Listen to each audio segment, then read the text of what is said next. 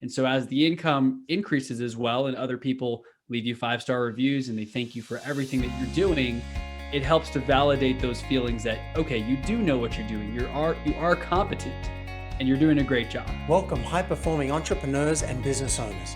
Do you suffer from shiny object syndrome? Do you often feel scattered and distracted, making it hard to implement your plan with all the ideas and strategies coming at you? Do you often wonder if you have the right goals and plan?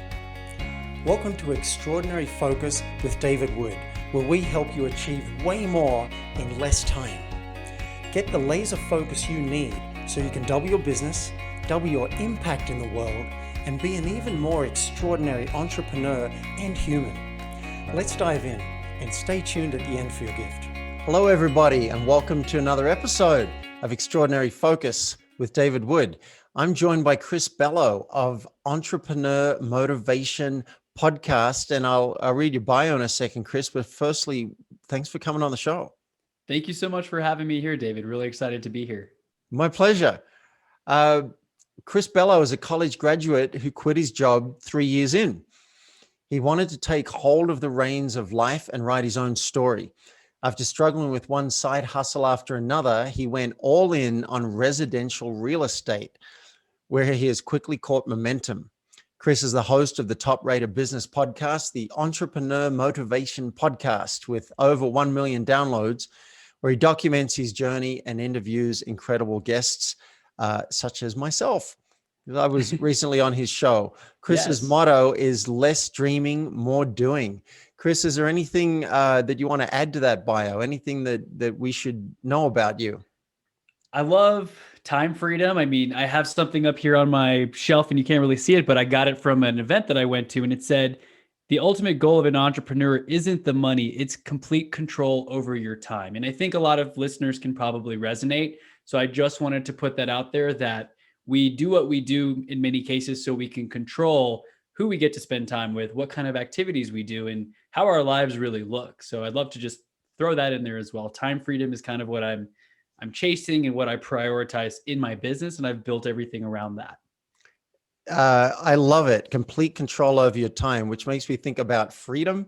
And if you're watching the video right now, guys, you can see I have some angel wings sprouting, which to me represent freedom. So I love that you've brought that up. Let's talk about motivation.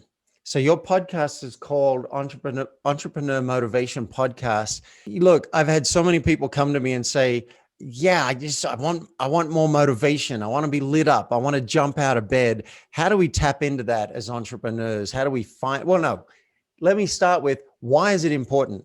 Why is it important to tap into our motivation? It's important because at the end of the day, no one can want something for you more than you want it. You have to actually want to change your life, to start that business, to get in shape, whatever your goals are. You can pay a coach to do it, but you have to want to take that first step, for example. So motivation is critical if you're going to accomplish anything meaningful and significant, in my opinion, in your life. So that's why it's important. And your second question, you said, how do you generate more of it, or how do you get more motivated? Yeah, but before we get to that, what just occurred to me is we have certain resources as an entrepreneur. We have our health. Yes. We have our energy. We have maybe coaching. We've got our assets, our email list, our website. We have all of that stuff. But it just occurred to me that one of the major currencies that we should track is motivation and passion. Because if we're low on that, as you say, no amount of coaching is really going to do a lot, because you're not going to dive into action. Absolutely. So, wow. So that would be a currency to treasure and nurture and protect, and actually put some deliberate time and attention on boosting your motivation. Would you agree? I would agree. I actually use a scorecard to track so many metrics in my life, how many pages I read, working out. That would be a great one to add on there when I start the day. How motivated am I today? Am I just feeling like I can't wait to start the day, or am I kind of in a little bit of a slump? Because I do notice it and I journal about it often, but I think it would be interesting to create a graph and just track your motivation throughout the year. Eat something simple in Excel, make a little pivot table and chart it out, and you can see which days you're motivated, which days you're not. Maybe tie it to something you ate. Did you not sleep very well the night before? Because all of those things play into your performance and your awareness as well. That makes a lot of sense. What you measure is what will grow. Right? If you Absolutely. want it to grow, you got to measure it first. So, maybe that'll be your next book is something about tracking your motivation, a little motivation diary, so that you can nurture it and protect it and maybe realize, oh, this thing boosted my motivation today. I was It's highly important. motivated. What was that about? And this thing, I had no motivation. I wonder what was sapping my energy. How do we find the motor if we're low on motivation? Let's say we got a business, we see there's a lot of opportunity and we're just not feeling it. How do we tap into that? There's several ways that work for me. And of course, the whole last year, not having conferences and the energy of all of the events. I mean, you can do a lot of Zoom calls, but for me, it's always been helpful to get in a room with like minded people, even just getting lunch with a few buddies that have businesses or maybe are a little further down the path than you and can provide some encouragement or advice on things that you can work on next. Because so many times when the entrepreneurship journey is a very lonely journey where you feel like you're getting up and taking on the world by yourself, unless you've got teams or co-founders or you're working on this with your partner, for example. And so you look at your whiteboard every day and sometimes your motivation can dwindle. But for me, listening to podcasts or even motivational YouTube videos, they've got the right music or the right soundtrack with Eric Thomas or Tony Robbins kind of telling you to wake up and do your thing and change your life, because you can literally change the way you feel in an instant, and you can change the way you look at things. And I love the quote that says, when you change the way you look at things, the things you look at change. Because so many times we wake up and you look at things, the glass as if the glass is half full, when in reality a quick perspective shift can help you realize that it's actually glass half full instead of glass half empty. We can easily change the way we look at things just by having someone, hey, Chris, you're grateful. You actually woke up today. You're breathing. You need to be grateful for this opportunity. A lot of people didn't get that. The fact that you're alive gives you another opportunity in life to make a difference today. So, Well, something you said strikes me as so powerful. Your motivation can change in an instant. absolutely. And what just occurred to me is we can be the author of our own motivation. It So sounds crazy, but you can literally change everything. Just perspective is often a lot of it. yeah, so that sounds fundamental, because if we have the viewpoint, if I have the viewpoint that motivation is something that just comes or it doesn't come, then I'm not going to be deliberate about trying to boost it. But and what I was thinking, like, what else is like that? Um, Turn on, sexual turn on. We often walk around thinking that it just happens. We're either turned on or we're not. No, there's not a lot of juice in my marriage anymore, so that's just how it is. No, that's a currency. Sexual turn on is a currency, and it's something we can put deliberate attention on, and we can generate it. Maybe not all the time, but we can put ourselves in situations where there's a good chance that that's going to happen. Same with motivation. I love that. Right. And you mentioned music. um, Music, momentum, activity, getting around other people, just the energy of the human connection. yeah. All those things play into wanting Well, to do more. so now my mind's breaking it down into long-term systemic things that we can do. Yeah. And one of those you mentioned was getting around the right people. So I want to break those down into long-term and short-term. So it might make sense, I guess, to live in an environment that is conducive to you. You might set up your I was going to show you my office. It's a little strange. It's got woodland creatures and fairies and all sorts of things. I didn't create it. I didn't create it, but there's mural all around this office. But you could set up an office. I've got a view out here to die for, and it's motivating for me. You could set up being around the right people. I've been fortunate enough to be nominated to the Transformational Leadership Council, and I got to go and hang out with people like Marianne Williamson and John Gray, and there's Oprah's executive producer right there, and there's an Oscar-winning movie producer over here, and I'm hanging out with these people, and that was so motivating to see what they've done and just leave with, oh, I can do whatever I want. Right. So I love these long-term things. And then you said something else, which was so pivotal for me. You said motivation can change in an instant. So if it can change in an instant, maybe I can change it in an instant. So I might put on some music, might get outside. I've got a chin up bar, and Movement. I've been avoiding it, but I'm now thinking, this could be a metaphor for me. I could go and be like, going and doing those pull-ups until the last point where I can't do anything could be a metaphor, and I could apply it to the rest of the business. So maybe that'll help me with motivation.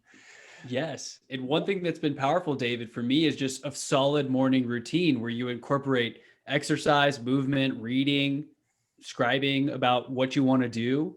Um, we could talk about that as well. But if you start your morning off right, in my opinion, this has been working very well for me. I can change that state. If I wake up and I'm like, "Oh, I don't feel like doing anything," it changes very quickly after I do a workout and I write about my goals and I review my scorecard that we talked about and everything that I want to accomplish. My state changes very quickly after that. Right. What do you think about? I was just trying to think of some things that I've used like right now, I'm writing a book called Name That Mouse, and I've got a co-author. And, generally we don't just wake up each day motivated to write that book. Right. So one thing I've been using, and I want to get your read on this, is regular meetings. And it'll create a meeting. And what do you think about something like that as a way to generate momentum and motivation and keep things alive? I really think that's a great idea. And I am against a ton of meetings, just not enjoying the corporate environment where you sat through 3 hours of meetings many times. But I think it's helpful to have a quick 30-minute or 1 hour session every 1 or 2 weeks to touch base, maybe even like a working session where you're holding each other accountable and it's just quiet time to get your work done, but you have that person there who also is doing it and you can ask a quick question if you're stuck on something.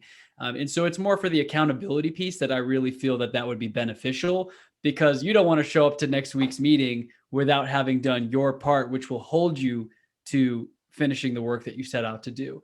Yeah, I like that. Well, you've now brought up the idea of peer working. And Yes. I have a friend, Megan Taylor Morrison, who has a virtual co-working group. And so you pay a small amount a month and then you can join. You've got the calendar added to your Google Calendar and you can see when it's going to be. And you join on and there'll be 5 or 6 other people there. And at the top of the hour, everyone says what they're going to accomplish. Boom, boom, boom, boom, boom. And then 2 hours later, and we keep Zoom open, and 2 hours later, come back in and say, how'd you go? What did you get done? And I find that very motivating. And with the book, these meetings, I'll say, well, we should set another meeting. She said, well, why don't we wait until we've done our work and then we'll set up a meeting? I said, no, no, no, no. Because then you won't do the work. Let's set up the meeting. That'll make me do the work. And Yep. one thing we've found is that on the meeting, some things will come out that we did not predict. Like one meeting we had, I wasn't feeling motivated about the book, but I said I'd do it. So I thought, well, we should meet about it. Came up with the idea of a Kickstarter campaign for the book. We were both very excited by that. And then we'd lose motivation for a while, but we had another meeting booked. And because I wanted to keep this moving, otherwise it can just disappear into a hole. And then we'd have other ideas like, well, what do we need to get this moving? Oh, endorsements would be good. And so a big name to write the forward. And so we just, I just reached out to Marshall Goldsmith and asked him if he'd provide an endorsement. Boom. Such a generous man, did it. Ivan Meissner from Business Networking International. He's going to, I'm waiting for one from him. Now we're more motivated because it's living outside and someone just agreed to write the forward. So all of these things are helping. Where does coaching fit in with the motivation equation? Coaching is important in a way because the accountability piece, I think I like that word accountability, because if you're working out on your own, for example, no one's watching you. Sure, you're cheating yourself if you don't do your full reps that you're supposed to do, but 50 sit-ups, that's fine. I don't want to do 100 today. 50 should be good.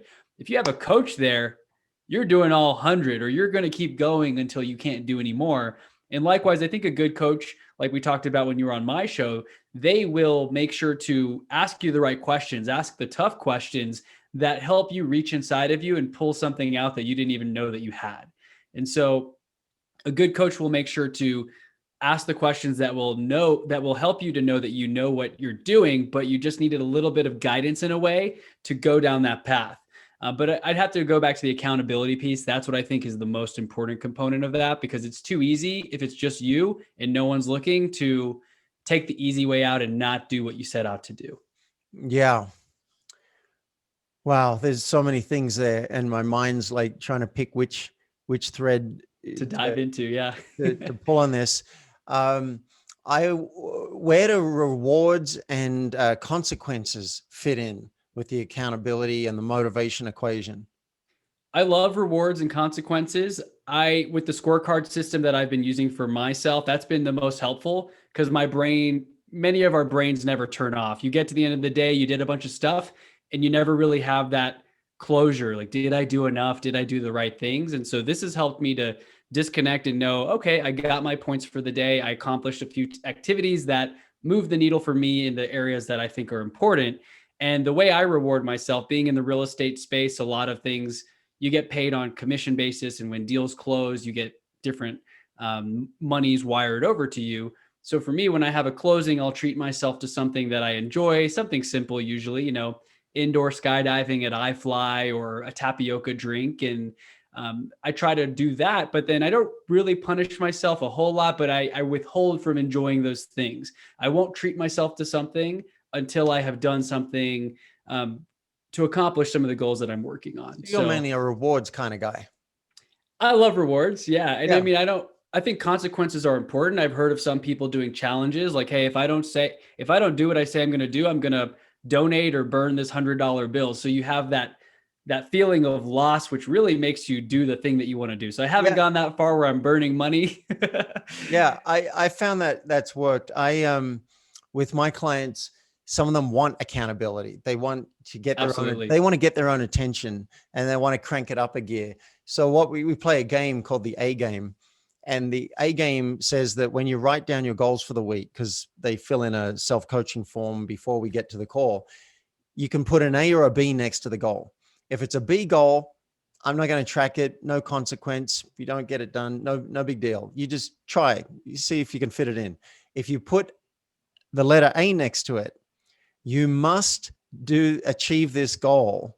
You must do the task, even if you're in the hospital in a coma. There's no excuse. You might go, oh, you know what? I chose the wrong goal. That no longer makes sense. It's actually going to hurt my business. You still have to do it because the mind has all sorts of ways of weaseling out of things. And you start learning things like, I'm going to be very careful about what I write down and how I word it. And, because you're getting to a point where you're almost like a wizard or a witch, and what you say comes into existence. Yes. So there's a magic to it. And the other thing we did is, if you don't do the A goal, you have to pay $5 to someone you don't like. $5 to someone you don't like. Yeah. So a lot of people were picking a political candidate during the last election that they really hated, and they would have to donate $5 to that person's campaign.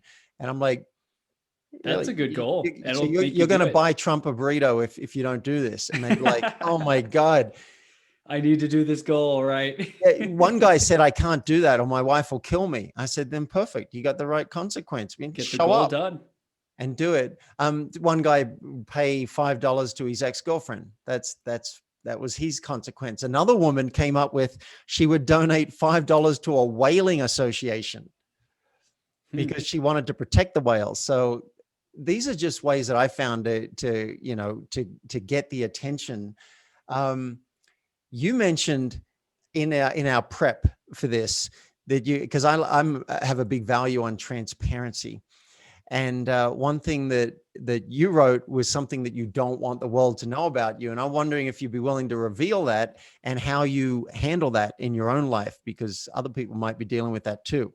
Yeah, I don't mind revealing it. I was always the person who shared my test score. Hey, I got the 35 on the test and I'm dropping this class. I was always very open about those things. But the one thing that I still struggle with now is imposter syndrome to an extent. And I have waves of it. I have days and weeks where I'm doing really well in my business and I'm closing deals and, I'm interviewing amazing guests and I'm just like, I'm amazing. I know all this stuff. I got to figure it out.